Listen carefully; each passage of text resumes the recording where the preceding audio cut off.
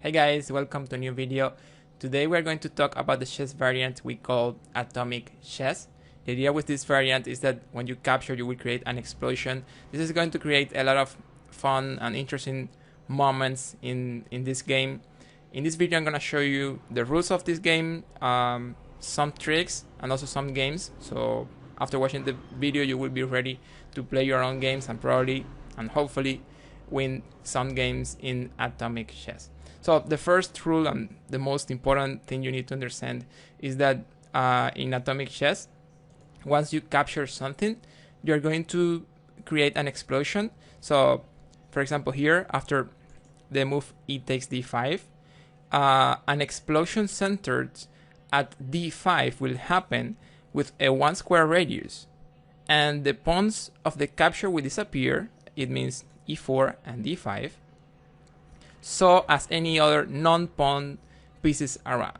So this means that this bishop will disappear, and same thing for this knight. And also, of course, the queen on d6. So the idea is that pieces will disappear, but pawns won't disappear, except the pawns of the capture. The pawns that are directly involved in the capture, they of course also disappear. So after this capture, we will have something like this. The 3 or the 4 pieces are gone, but the pawn is still on e6 because the pawns do not disappear when there is an explosion. That's like the main idea of atomic chess. Of course, this is going to create a lot of interesting situations, and there are other rules we need to understand very well. For example, we need to talk about en passant. So let's assume we have a position like this and black plays d5. When there is a capture en passant, an explosion will happen, but it's going to be centered at the square the pawn capturing went. So for example, in this position, an explosion centered at d6 will happen with a 1 square radius, and the pawns of the capture will disappear, as we already saw previously, so as any other non-pawn pieces around. So like after this capture, the center is going to be on d6, the center of the explosion, and this knight will disappear, but these pawns will stay there because pawns don't disappear with an explosion unless they are directly involved in the capture. So these 2 pawns will be gone, but the other 2 pawns will stay, and the knight will disappear. So we have something like e takes d6, the knight is gone, and the 2 pawns of the capture are gone, and the 2 pawns of e7 and c7 stay there after this capture en passant. Also, we need to talk about a no self-check rule, and this is also something we need to understand very well because it can be confusing. It's a big difference between standard chess and atomic chess in this, according to this rule. So we need to understand that in a position like this, we cannot capture the pawn on e5 because our king would disappear with the explosion. So that's not a legal move. That's also the reason kings can never capture in atomic chess. Every time we capture, we create an explosion. So if we capture with the king, our king will be gone with that explosion. So kings can never capture in atomic chess. In this position, we cannot capture this pawn because that could be an explosion, and then both kings could be in danger. So we cannot really capture there because we could be affecting or damaging our own king. However, if we go back, like in c4, king e6, now we can capture, and it's actually going to be checkmate because when we capture that pawn, that will be an explosion, and black king will be gone with that explosion. That means that we win the game. It's checkmate in atomic chess. I want to show you another checkmate example, but this is also a very powerful trick that is going to help you a lot if you learn it. I'm sure you can win many games with this trick. So this is one of the trickiest moves we can play in the first turn, knight f3. You will understand the idea very soon. Let's assume black plays something normal, like, I don't know, like c5. Here we can play this move, knight e5. And this move is just going to be winning because you're threatening to create an explosion either on d7 or f7. So whatever black plays, you will be able to create an explosion. Observe that in both explosions, black king is going to be damaged. So whatever they play, you will create one of those explosions, and you're going to be winning the game. So for example, after d6, you can just capture here on f7, and black king will be gone. So it's checkmate, knight takes f7. But also something very interesting, and this is going to make this trick really, really strong, is that let's assume they play something different. Let's assume they know this trick, and after knight f3 they try something like d5. So we don't have this option of the capture on d7. When we play knight e5 here, we want to explode over f7. They might try f6. However, this is still winning for white. We have a forced win here. We can play knight d7. Observe that black cannot capture our knight, because if that happens, an explosion will be created, and then black king could be in danger. So that's not a legal move to capture that knight on d7. And no matter what black plays, in the next turn, we are going to be capturing that bishop on f8, creating an explosion, damaging black king, and therefore winning the game. So as I told you, this is a really powerful trick. You can win many games if you learn these ideas. Also, we need to talk about two kings. Two kings are allowed to stay in neighboring squares as they cannot capture. And this is, one more time, another difference between atomic chess and regular or standard chess. A position like this is a theoretical draw, even when white has a queen. Even when black has a queen down. All black has to do is keep his king adjacent to white's, so the black king cannot be taken. So we're talking here about something like this. Let's assume white moves. Black king can still go follow white king, and this is going to give them a draw. There's nothing white can do here to escape from this. Black king will follow white king, and it is going to be a draw. So like king e2, king e3, king f1, king e2, king e2, king f1. Observe that the check does not exist because of something we have already mentioned, that attacking this king or taking that king would create an explosion. Is the way to understand this rule.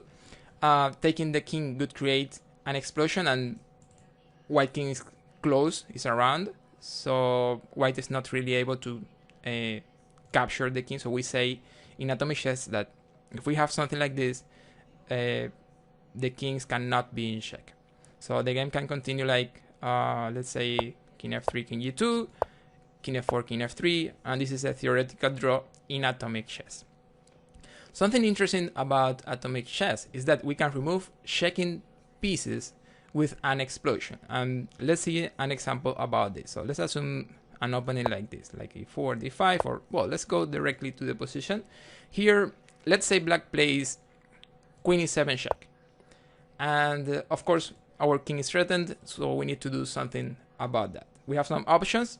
For example, we can move the king, but this is not a very good idea, as black can just play queen e1 check, and this is actually checkmate, as taking the queen could involve an explosion, and that explosion could damage white king. So yeah, queen e1 is just checkmate in this position, so we should not move the king. But we have other options. For example, this is a nice option, knight e5. That's something we can do in atomic chess. We can block with a piece, even when that piece is not protected by other pieces. The idea is that if he takes, our knight is gone, but also his queen, which is a very powerful piece, of course, is going to be gone. Like, let's see, like queen takes knight, the queen is gone. My knight is gone, but so does the queen. So that's an option, but probably the best move for white in a situation like this is to capture this knight, and this is the rule I wanted to highlight at this point.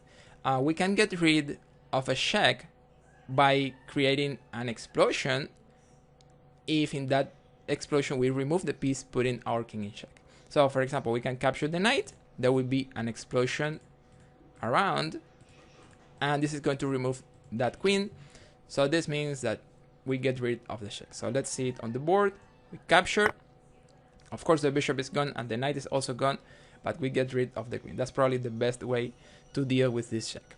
Another thing that we need to understand and that can happen in atomic chess is that we're not allowed to capture something, create an explosion, if our king is going to be in check as a result of that explosion. So let's see it in an example. In this position, black just played queen e8, and the idea is that here we're not allowed to capture this knight. It's not going to be a legal move, as when we capture the knight, this bishop will be gone. And once that happens, our king is going to be threatened. And if our king is threatened and it is black's turn, that's not a legal situation. We cannot do that. We cannot capture. We are not allowed to capture this knight here. Let me show you. I try to capture and not allowed to do that. However, if with the capture we create an explosion and we damage the enemy king, then that's something we can play. So let's see it in another position. So let's assume black king is here on g7. It's more or less the same thing. When we capture, the bishop could be gone and our king could be in check. However, we can still capture, and there's a rule here that we're going to talk very soon about it with another example, and the rule states that explosion beats check. So if you create an explosion and you damage the enemy king with that explosion, that means that you're going to win even if your king is in check as the result of that explosion. So here we can actually capture here, because black king will be gone immediately even when our king is in check right after that capture. So we can just play bishop takes knight, black king is gone, so we win the game with that move. Explosion beats check, and this is another important example about that rule. We have something like this. Let's assume e4, e5, c3. This is not a good move, it's just an example. F6, queen b3, and then bishop c5. In this position, anyone could say and could think that queen f7 is going to be winning for white. That's what it looks like. However, it's not really a good move. It's actually losing if we play that. So after queen f7, black king is in check.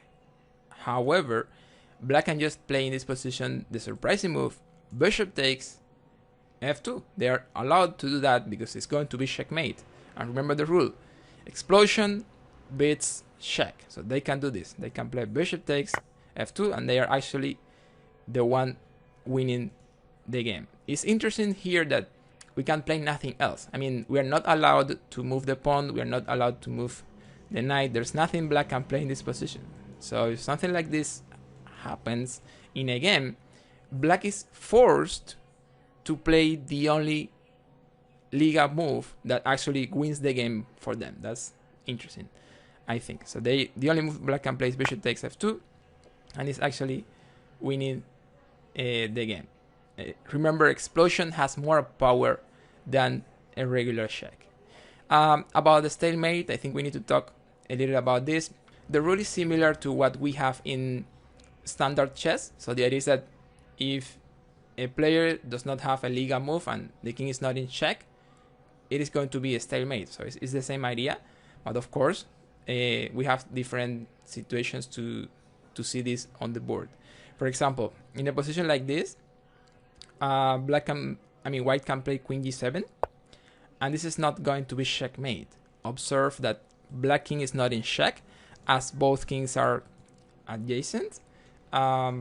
Remember, this is going to remove any check. It's like a protection. Both kings cannot be in check when they are adjacent. They are like avoiding. It's like a shield where they avoid any check when they are one next to the other. So queen g7, this is not check, and black has no legal move. Black cannot go here because the king could be in check. No go here. They cannot capture because kings cannot capture, and they cannot capture here. Same thing. So this is a stalemate situation. No legal moves for black. Black king is not in check.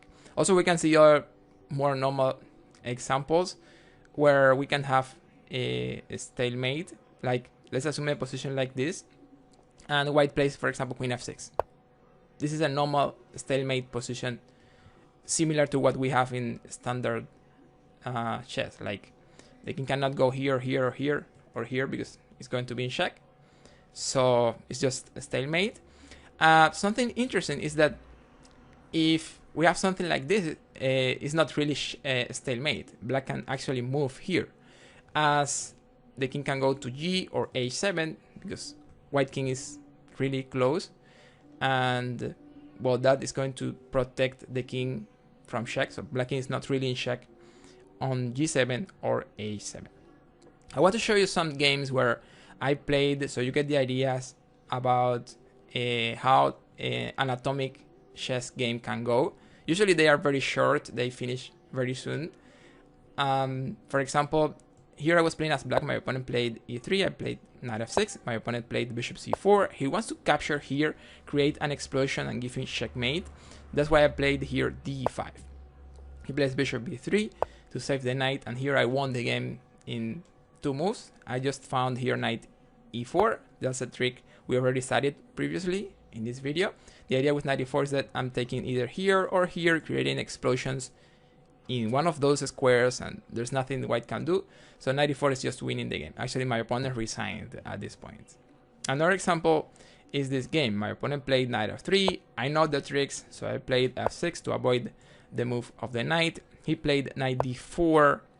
There are some tricky ideas with knight over f5, so I just played knight h6 here. He played knight f5 either way, and this is just a trade of knights when I capture. He plays d4, I play d5, he plays e4, I just continue my development. He plays c3, bishop g4. If he takes the bishop, he loses his queen. He plays f3, I capture here. He plays pawn takes bishop, and I play queen d7. In atomic chess, once you can bring your queen out and start threatening the king, it's going to be really dangerous. You can create a lot of damage with your queen. He plays here bishop d2, and I played queen f5. I want to capture here and create a checkmate position. He plays queen h5 check, and here try to guess or find the move I played in this game. Well, my king is in check, so in the standard chess we need to solve that. But here, we could need to solve that if we did not have checkmate right now. So here we can capture this bishop. This is going to create an explosion. White king will disappear. That means that we win with that move, queen takes bishop. That's what I played. Queen takes f1, and this is winning the game for black. Another game here, I was playing as black, and we have e4, knight f6, bishop c4. He wants to give me mate. I need to play d5, e5. I take the bishop, and my pawn is gone. d3, I move my knight to e4, and if he takes my knight, I can capture, explode, and win. He plays f3, I can play knight f2, the king cannot capture, so I'm forking there. Queen e2, I take the rook, e6. Oh, by the way, when I take that rook, look at this. My knight is gone, but also the rook and the knight are both gone. So that was a good trade for black. He plays e6, I play f6. He plays queen e4, I play knight c6. Queen a4, g6, trying to develop. Bishop a6 is just a trade of bishops after bishop takes. Queen h4, and here queen d4. If he takes the queen, it's just a trade. Queen a6, and here that was a mistake. One more time, the queen on d4 can create a lot of damage. So what I'm saying is that the active queen is very dangerous. We have this move queen f2, and when the king moves, of course, the king is not allowed to capture, and the king is in check. Here we can just play queen d2. This is a checkmate position because any capture could create an explosion, so they're not allowed to capture. The king is in check. This is just checkmate. Finally, I want to show you this game where I played as white, e3, knight f6, queen f3, and this is another tricky line. You bring your queen over f3, and you create some tricky ideas, captures over here, sometimes other ideas over there. So black plays here d6, I played knight h3, he takes, and both pieces are gone. Bishop c4, threatening checkmate on f7, he plays e6, knight c3, c6, d3, just developing, d5, bishop b3 to defend my bishop, bishop b4, bishop d2, bishop takes knight, and this is a good move for black. Look at this. When they capture, the bishop is gone, but three minor pieces, three white minor pieces are gone. So it was a good trade. I played here queen e2. He plays a check. I defend with c3. He plays queen a4. He wants to play like queen here, probably winning. So I just played b3. Queen g4. Again, he's winning. I played f3. Another check over here. g3. I had to move all my pawns to cover my king. Queen h3. I castled queenside. Queen f1. And well, whenever I capture, my queen is going to be gone. I did not take with the rook, because then I could also lose my rook, so I just took with the queen, and we traded queens. e5, e4, knight d7, e takes, knight a6, rook h e1, and after knight ac5, we have this move, f4, e4, and this is where everything is going to happen. Observe that in atomic chess, most of the things happen with captures. So you need to pay special attention to the captures, what piece is gone, what piece stays, what does he play after the capture, because most of the action is around the captures. Here I played the move d takes e4. This is going to remove both pawns away. So it's going to create a check situation, but also it's going to open the other rook. So this is more or less, I guess it's winning. This d takes e4. Yeah, it's winning in all the lines. When I capture, we have made in all the lines here with d takes e4. So I take here. He blocks with the knight, and here we have checkmate in one. We can just capture this knight, creating an explosion, and black king will disappear after that capture. So rook takes d7, and white is winning. If you guys have any question, let me know in the comments. If you want to learn how to crush GMs in Bookhouse, check out this interesting video over here. I'm sure you will enjoy it, and it will help you a lot. Thank you so much, guys. Like, subscribe, and see you on the next.